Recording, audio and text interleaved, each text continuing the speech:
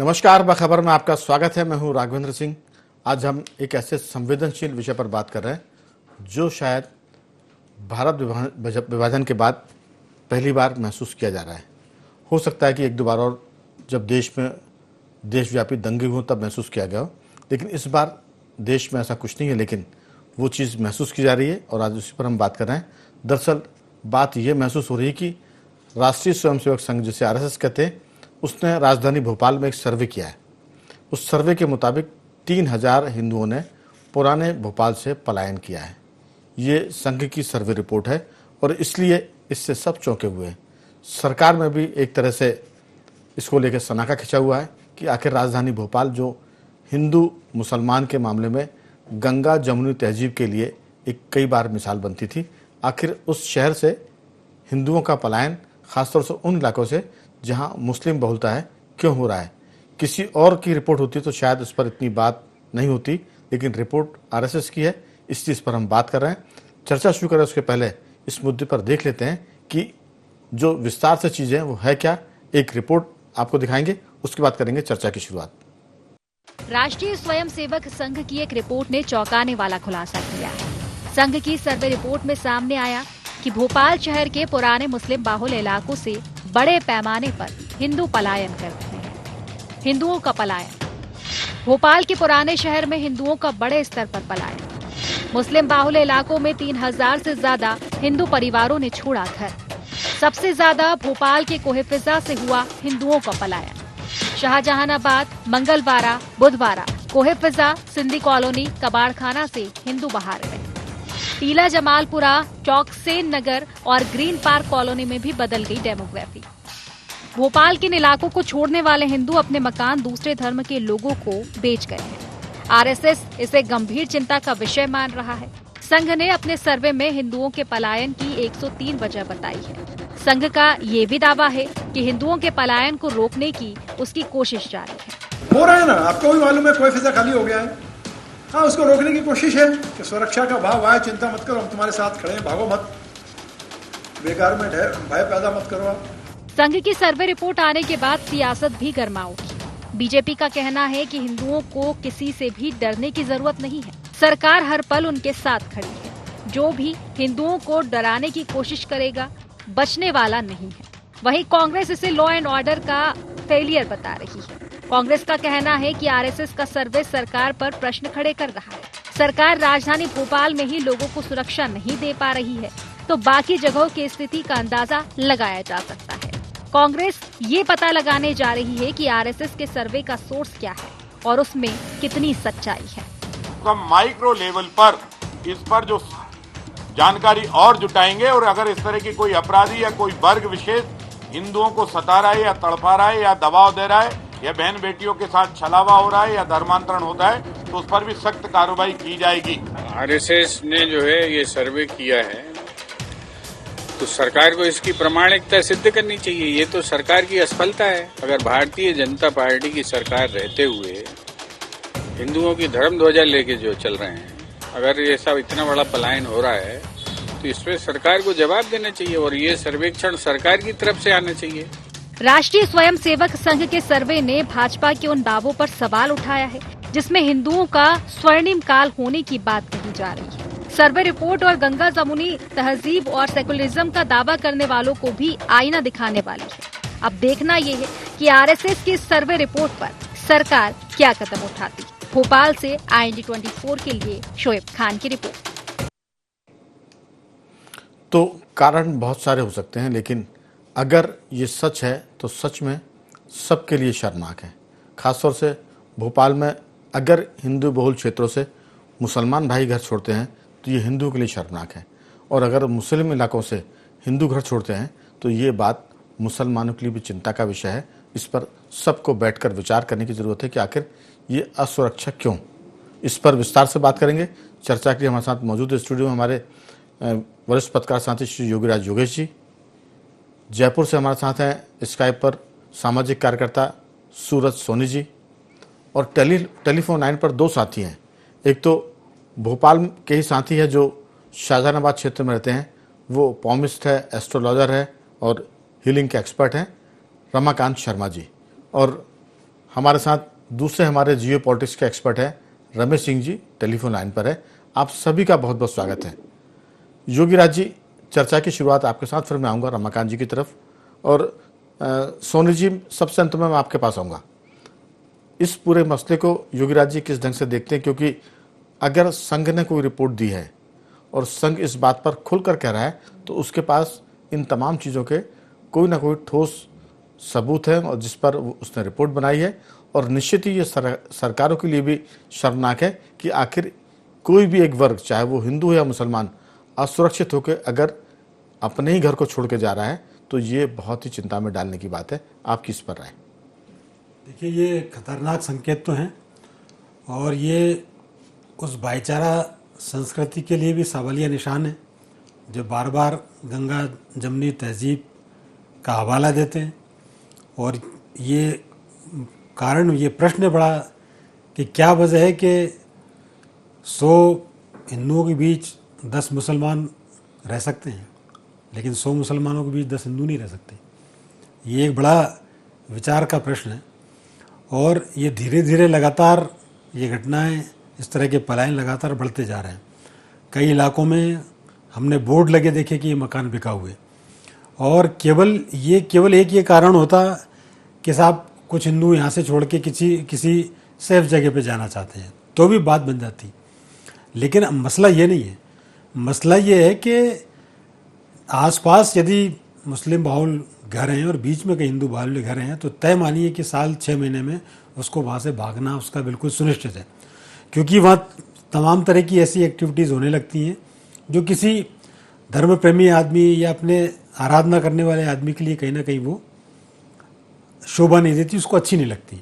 और ये घटनाएं लगातार बढ़ती हैं।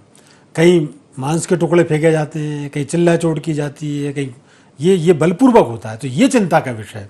और इससे भी बड़ी चिंता का विषय ये है कि इसको लेकर कई बार पुलिस में भी शिकायत नहीं की गई, लेकिन पुलिस की तरफ से वो एक्शन नहीं लिया गया जिसकी अपेक्षा की जाती है। तो ये एक बहुत बड़ा वजह है वहाँ से पलायन करने की। लेकिन भोपाल में जो बार बार हवाला यहाँ के लोग देते हैं जरा सी बातों पर कि साहब यहाँ तो गंगा जमनी तहजीब रही है, तो कहाँ है ये गंगा जमनी तहजीब? ये कुछ इलाकों में ये तहजीब, ऐसा क्या हो गया इसमें कि लोगों को मजबूर होना पड़ रहा है? और अब चूंकि समय बदल गया है, अब ये आपस में प्रतिद्वंदिता का भी समय नहीं है। ये उन मुस्लिम भाइयों को भी सोचना चाहिए कि ये ऐसा बलपूर्वक किसी को भगाकर या हर जगह अपने जगह अपना कब्जा जमा कर आप क्या हासिल करना चाहते हैं और किसके लिए हासिल करना चाहते हैं और कब तक हासिल करना चाहते हैं। ये कोई परमानेंट तो किसी का डेरा यहाँ है नहीं। एक समय था जो रेलवे स्टेशन के पास ईरानी डेरा हुआ करता था, उनकी बड़ी दादागिरी थी, वहाँ पुलिस नहीं घुस पाती थी। आज वो डेरे के ही पता नहीं कहाँ है वो डेरा। तो वास्तव में हमारा भाईचारा तभी है जब हम मिलजुल के रहें और 1000 आदमी के बीच भी कोई अकेला आदमी है तो वो सुरक्षित महसूस करे। ऐसा वातावरण दोनों पक्षों के लोगों को उपलब्ध कराना होगा, तब तो असली भाईचारा है। वरना कहने की बातें हैं, आप लोगों को प्रताड़ित करते जाएंगे और ऐसा पलायन हिंदुओं का लगातार जारी रहेगा। प्रशासन को, पुलिस को भी इस बारे में सोचने की ज़रूरत है कि वो ऐसा माहौल वहाँ प्रोवाइड कराएं, ऐसी सुरक्षा वहाँ माहौल प्रोवाइड कराएं ताकि सुख चैन से दूसरे समुदाय के लोग रह सकें। बिल्कुल। अब मैं चलता हूँ, जयपुर में हमारे सामाजिक साथी हैं। हालांकि मैं सबसे आखिरी में उनसे बात करना चाहता था, लेकिन भोपाल भी राजधानी है और जयपुर भी राजधानी है राजस्थान की। भोपाल है मध्य प्रदेश की राजधानी। तो 2 राज्यों की राजधानी की क्या स्थिति है, इस पर तो भोपाल की स्थिति क्या है, इस पर संघ ने अपनी रिपोर्ट दे दी है, लेकिन जयपुर में क्या हालत है, इस पर भी हम बात करते हैं। हमारे साथ सूरज सोनी जी है। सूरज जी, जयपुर राजस्थान में क्या हालात हैं? क्या वहाँ भी इस तरह से डेमोग्राफिकल चेंज आ रहा है? लोग अगर किसी और समुदाय के बीच में है तो अपने आप को क्या असुरक्षित महसूस करते हैं? अगर असुरक्षित महसूस करते हैं तो वो कौन से समुदाय हैं जिनसे लोगों को डर लग रहा है और वो अपने घर छोड़ कर जा रहा है? अगर हिंदुओं के बीच से मुसलमान जा रहे हैं तो उसका भी उल्लेख जरूरी है। हिंदुओं की जिम्मेदारी है कि वो अपने मुस्लिम भाइयों में ये भरोसा पैदा करें कि आप हमारे बीच में हैं तो आप सुरक्षित हैं, आपका परिवार सुरक्षित है और आपकी हर चीज़ की चिंता हम करेंगे। और ठीक यही बात मुस्लिम भाइयों पर लागू होती है कि अगर उनके बीच कोई हिंदू परिवार रह रहा है तो वो उनको इस बात का एक तरह से दिलासा दे कि अगर आप हमारे बीच में हैं तो आपके घर के लोग सुरक्षित हैं, आप सुरक्षित हैं और हम भाईचारे के साथ रहेंगे। लेकिन जयपुर के हालात क्या है, राजस्थान क्या कह रहा है, इस पर सूरज सोनी जी की राय। राघवेंद्र जी, आपने जो बात कही, बहुत बड़ी बात कही आपने कि आज सामाजिक सुरक्षा जो है वो केवल मात्र सरकार की जिम्मेदारी नहीं है, दायित्व नहीं है, बल्कि उन तमाम समुदायों का दायित्व बनता है, जिम्मेदारी बनती है, जिनसे मिलकर के ये समाज बनता है। और इस समाज के अंदर सभी वर्ग, चाहे वो किसी जाति का हो, किसी धर्म का हो, किसी भी जो है अपने वो धर्म को मानता हो, तो सबका दायित्व समान बनता है।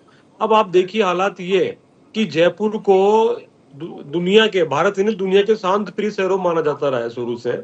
और उसका कारण ये है कि यहाँ पे इसको एक छोटी काशी के रूप में भी कहा गया है। लोग अपने अपने जो है वो धर्म को मानने वाले रहे।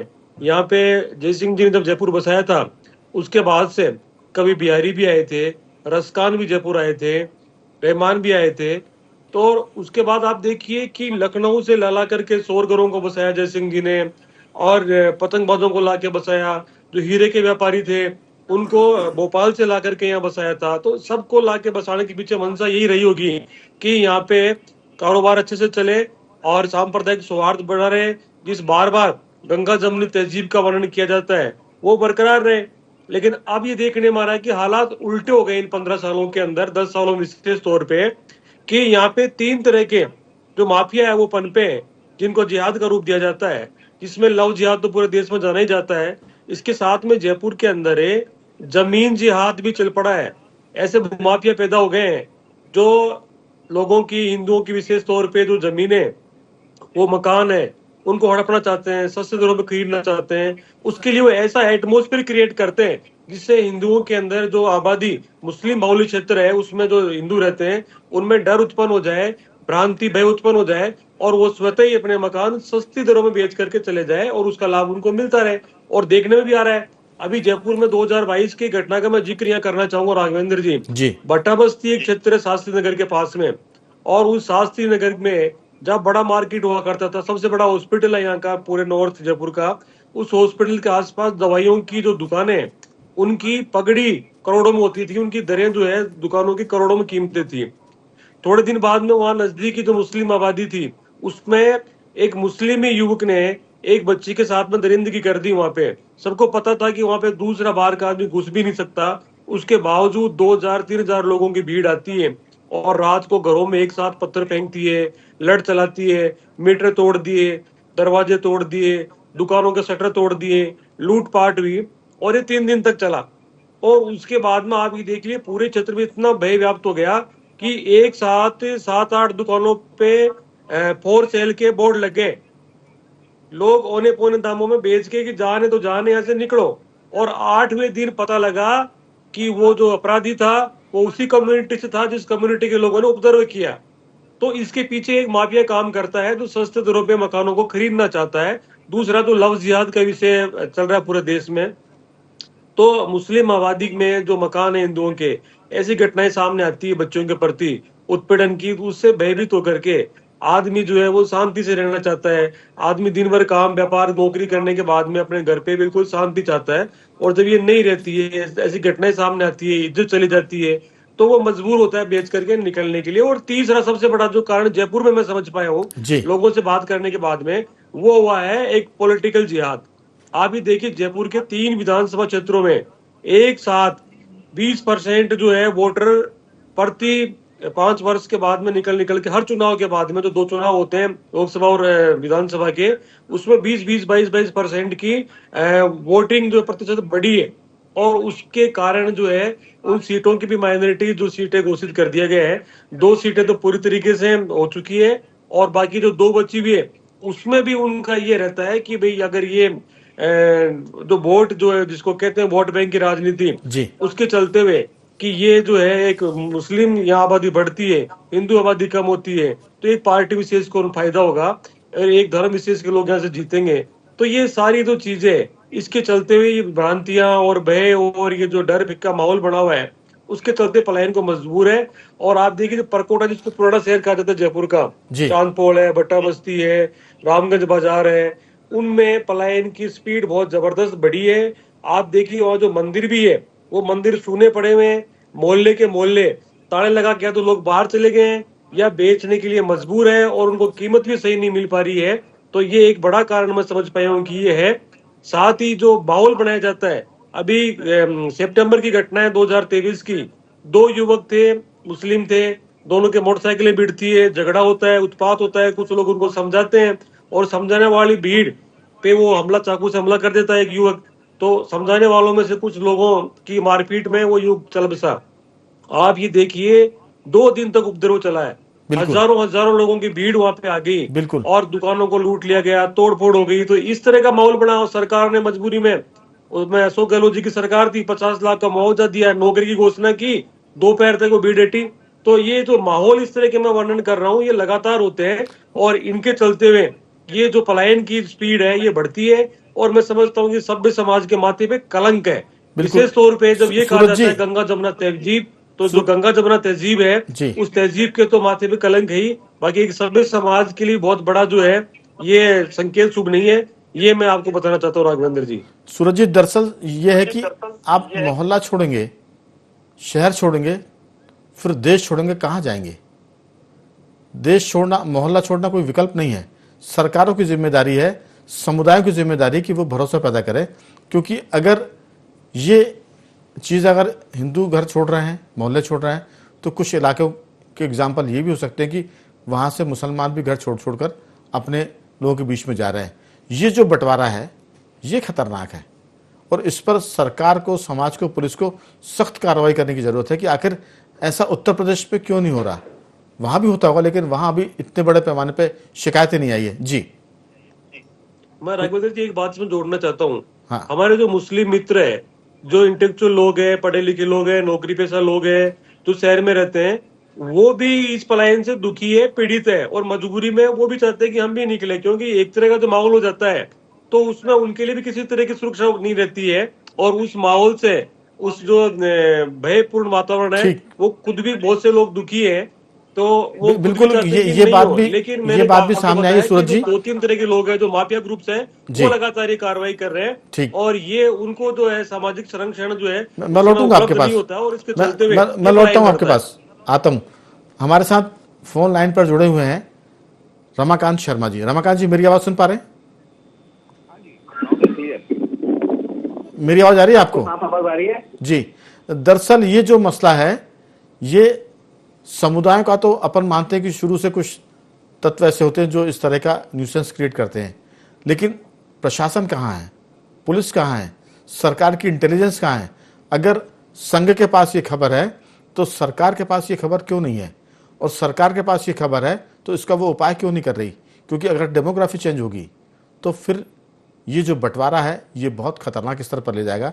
मैंने चर्चा की शुरुआत में कहा था कि ये इस किस्म का बंटवारा शायद आज़ादी के बाद पहली बार देखने सुनने में आ रहा है। भले ये छोटी संख्या में हो लेकिन है खतरनाक। आपकी इस पर छोटी सी टिप्पणी। देखिए, मैं जो हूँ फर्स्ट हैंड एक्सपीरियंस वाले से आप बात कर रहे हैं। ये पूरे एपिसोड में जितने लोग हैं ये बाहर से देख रहे हैं इस सिनारियो को, और मैं उस सिनारियो के बीच में इन सब चीजों को भुगत रहा हूँ, झेल रहा हूँ, देख रहा हूँ। तो आपने मुझे फोन लगाया है तो मैं फर्स्ट हैंड एक्सपीरियंस आपको दे रहा हूँ। मैंने आपको वीडियो भेजे हैं कुछ, अगर आप वो चलाएंगे तो भी पब्लिक को मालूम चलेगा कि किस तरह की हरकतें होती हैं। और जहां तक मुस्लिमों का पलायन की बात है, मुस्लिम कभी पलायन कहीं से नहीं कर रहे हैं, क्योंकि मुस्लिम कभी भी हिंदू बस्तियों में बहुत ज्यादा तादाद में रहने ही नहीं जाते, और रहते हैं तो सेफ रहते हैं। 50 मुस्लिम 1000 हिंदुओं की कॉलोनी में रहेंगे, उनको कोई छुएगा नहीं, कोई परेशानी नहीं करेगा, कोई तंग नहीं करेगा। मगर 10 मुस्लिमों के उसमें अगर 2 हिंदू फंस गए तो जीना हराम कर देते हैं। मैंने आपको वीडियो भेजा है कि किस तरह मांस के लोथड़े फेंके जाते हैं, किस तरह से सोना हराम कर दिया जाता है, ठोका ठाकी की जाती है, कुत्तों को जहर देके मार दिया जाता है दहशत फैलाने के लिए, और शिकायत करने के बावजूद कोई कार्रवाई नहीं होती। उनकी शिकायत पे तुरंत कार्रवाई होती है। हम ऑडियो वीडियो सबूत दे रहे हैं तो भी कार्रवाई नहीं होती, क्योंकि वहां पर मुस्लिम पुलिस ऑफिसर्स नियुक्त किए जा रहे हैं सच्चर कमेटी के प्रावधानों के तहत। आप देखिए, पूरा कोहिफिजा सबसे बड़ी कॉलोनी था, वो खाली हो चुका है हिंदुओं से। अब शाहजहानाबाद जो है बहुत बड़ा पुलिस इलाका है। ये कुल मिला के मैं समझता हूं कि चौथाई भोपाल को रिप्रेजेंट करता है, इतनी ज्यादा पॉपुलेशन यहाँ पर है, और बहुत तेजी से खाली होता चला जा रहा है। मंदिरों की जमीनों पर बिल्डर माफिया कब्जा कर रहा है। हमारे जो मुख्यमंत्री हैं मोहन यादव जी, इन्हीं के समाज का एक 17,000 स्क्वायर फीट का मंदिर है कबीरपुरे में, उस पर मुस्लिम हिंदुओं के माध्यम से कब्जा कर रहे हैं। और बड़ी हैरानी की बात है कि ये सब मुद्दे हम अपने नेताओं तक, अपने हिंदू संगठनों तक ले आते हैं, तो आजकल हिंदू संगठनों के जो कर्ता धर्ता हैं वो आपदा में अवसर ढूंढते हैं, वो इन सारी डील्स में इन्वॉल्व हो जाते हैं। और आप बस स्टैंड के सामने हमारे वीरेंद्र तिवारी जी जो यहाँ महानगर के बजरंग विश्व हिंदू परिषद के अध्यक्ष हैं, उनके दुकान पे आप बोर्ड लगा देखेंगे प्रॉपर्टी डीलर, वो प्रॉपर्टी डीलर हो गए। उनको 50 बार बोला, वो प्रॉपर्टी देखने आते हैं जहां हिंदुओं की बिक्री है, वो उसमें इन्वॉल्व हो जाते हैं सारे। विश्व हिंदू परिषद है, बजरंग दल है, अपने भाजपा के नेता हैं, इन्होंने बहुत पैसा बनाया है इन पलायन से। और जब उनसे कहते हैं तो वो कहते हैं साहब हिंदुओं को तो बहुत अच्छा पैसा मिल रहा है। समस्या है वो दोनों तरफ से तो नहीं है, लेकिन जो लोग चिंता जता रहे हैं उन्हीं के कुछ लोग ऐसा भी कर रहे हैं। तो इस पर हम और बात करेंगे, लेकिन हमारे साथ टेलीफोन लाइन पर रमेश सिंह जी भी हैं। रमेश जी, आपकी छोटी सी राय, क्योंकि समय समाप्ति की ओर है। राघवेंद्र जी, तीनों मेहमानों ने बड़ा अच्छा इसका विश्लेषण किया। मैं इसका थोड़ा सा विश्लेषण करता हूँ। ये जो फिनोमेना है मुस्लिम बहुल क्षेत्रों से हिंदू या गैर मुसलमानों के पलायन का, ये कोई भोपाल या किसी एक ही स्टेट का नहीं है, ये पूरी दुनिया का, खासतौर से भारत महाद्वीप का है। आप अफगानिस्तान के ले लीजिए, पूरे हिंदू और सिख साफ हो गए। पाकिस्तान से 24% से 1.5% पे आ गए हिंदू, बांग्लादेश में 14% से 8% पे आ गए, और भारत में मुसलमान 8% से 14% तक पहुंच गए। आप कश्मीर को ले लीजिए, कश्मीर से 5 थोड़े बहुत नहीं, अब यार हम यहाँ तो 200-3,000 की बात कर रहे हैं। पूरी हिंदुस्तान के सामने भारत की केंद्र सरकार, इंडियन आर्मी और पूरे जुडिशियल सिस्टम के सामने 5 लाख लोगों को कश्मीर से बाहर दिया गया। सरला भट्ट को बलात्कार करके आर्मी से चीरा था। अच्छा, केरल स्टोरी आई थी, वो भी इसी से आई। असल में क्या है, यहाँ भी मुसलमान थोड़ी सी ज्यादा संख्या में होंगे, तो वहां पे हिंदुओं की संपत्ति लैंड जिहाद करते, संपत्ति को उनकी नजर होती है, और भगाने के लिए सबसे ज्यादा उनका ब्रह्मास्त्र होता है आपकी बहन बेटियों की जैसा हमला। अपने आपको समय कम है जी, जल्दी से बात। सबसे महत्वपूर्ण चीज बताता हूँ भाई साहब मैं, 475 साल पहले मेरे पूर्वज राजस्थान से इसलिए मध्य प्रदेश आए थे कि उन्हें वहाँ धर्म परिवर्तन का दबाव था, और धर्म परिवर्तन से बचने के लिए आए थे। इससे आप भी परिचित है, तो ये कोई आज की घटना नहीं है। 400 सालों के भारत के इस्लाम के इतिहास से लेकर आज तक, और पूरी दुनिया में ये फिनोमेना। ठीक है, दरअसल मैं इसमें एक चीज जोड़ूंगा कि इजराइल और फिलिस्तीन या गाजा पट्टी की बात पूरी दुनिया में है, और गाजा पट्टी से पिछले साल अक्टूबर में जब इजराइल के लोग जश्न मना रहे थे अपने साथ, अपने बच्चों के साथ, जब खुशी के मौके को शेयर कर रहे थे, तब गाजा पट्टी से फिलिस्तीनियों ने, जिसे हमास कहते हैं, उसने उन पर हमला किया, बच्चों को, औरतों को, बूढ़ों को मारा, और उसके बाद वो अपने घर लौट जाते हैं, कुछ लोगों को बंधक बनाकर। लेकिन इस घटना के बाद इजराइल का जो रिएक्शन था, दरअसल रमेश सिंह जी ने कहा कि कश्मीर में भी इस ढंग की घटनाएं हुई थी, आर्मी थी, इंडियन आर्मी, फिर भी वो बचा नहीं पाई, सरकार थी वो बचा नहीं पाई। इस तरह की घटना चाहे अगर हिंदू करता है तो उसके खिलाफ भी होनी चाहिए, अगर मुसलमान करते तो उसके खिलाफ भी होनी चाहिए।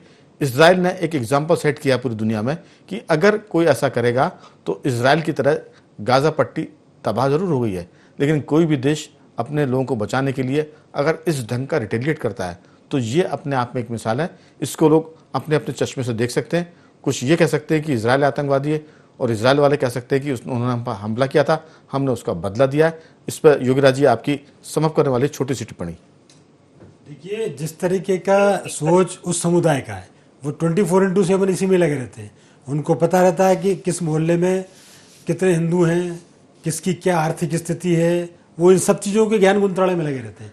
लेकिन क्या हिंदू भी उस हिसाब से सोचेगा क्या? नहीं, सवाल इसमें हिंदू और मुसलमान के सोचने का नहीं है। जो भी करे, अगर पुलिस कठोर कार्रवाई करेगी, आखिर क्या वजह है कि उत्तर प्रदेश में ऐसा नहीं हो पा रहा है? हो पा रहा है तो उसकी तादाद मध्य प्रदेश, राजस्थान की तुलना में कम है। अगर वहाँ होती तो अभी घटनाएं निकल कर बाहर आती। इसमें कठोर प्रशासन की जरूरत है, पुलिस के रवैये को सख्त करने की जरूरत है। मैंने इजराइल का एग्जाम्पल इसी दिया कि वहाँ सरकार ने रिटेलिएट किया। अगर राज्यों में पुलिस और प्रशासन इसका कठोरता से मुकाबला करेंगे तो फिर ये जो वृत्ति है, प्रवृत्ति है या कुप्रवृत्ति है, वो खत्म होगी। अभी जो आम बात निकल कर आ रही है, 2-3 वाक्यों में मैं कहूँगा। सूरज जी कहते हैं कि पुलिस को शिकायत करती है, पुलिस कार्रवाई नहीं करती।